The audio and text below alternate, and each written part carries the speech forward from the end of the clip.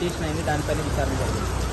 ఈరోజు గచ్చిబౌలి భూములన్నీ లక్షల కోట్లు, విశాఖపట్నం స్టీల్ ప్లాంట్ ని ఎలాగైతే 33 ఎకరాల్లో 19,000 ఎకరాల మిగిలింది. ఎకరం నువ్వు 50 కోట్లు వేసుకో, 400 ఎకరాలు 2.5 లక్షల కోట్లు.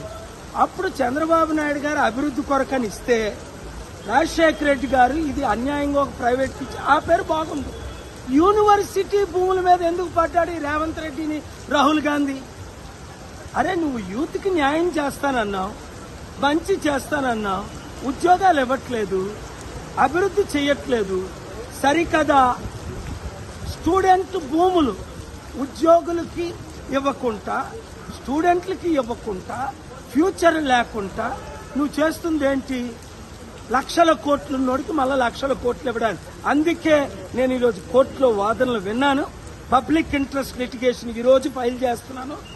వచ్చే థర్స్డే మధ్యాహ్నం 2:15కి నా వాదనలు వినిపిస్తాను. ఈ భూములను కాపాడుతాం. తెలంగాణ మిత్రుల స్టూడెంట్స్, ఈ దొంగల నమ్మకండి, ఈ గజ దొంగల నమ్మకండి. మన భూములు మనం కాపాడుకుందాం. ఏ పొలిటికల్ పార్టీని నమ్మకండి. నేను మీతో ఉన్నా, మీరు నాతో ఉన్నారు, ప్రజలు మనతో ఉన్నారు, మీడియా మనతో ఉంది, దేవుడు మనతో ఉన్నాడు, సత్యం మనతో ఉంది. మనమే గెలుస్తాం. ఒకవేళ ఎవడైనా కొన్నా, అదానికి ఎలా బుద్ధి చెప్పామో 7 లక్షల కోట్లు ఆస్తి పోగొట్టి, అదాని కంటే పెద్దోడు ఈ దేశంలో లేడు, అంబానీ కంటే, వాళ్ళ మీదే కేసులేసి గుండె గీస్తున్నా. అమ్ముతుంది మోదీ అయితే, కొంటుంది అదానీ అయితే, మా భూములు నువ్వెవడరా అమ్మడానికి, కొనడానికి వాడెవడరా? కమాన్ కబడ్దా. We will not spare anybody. Thank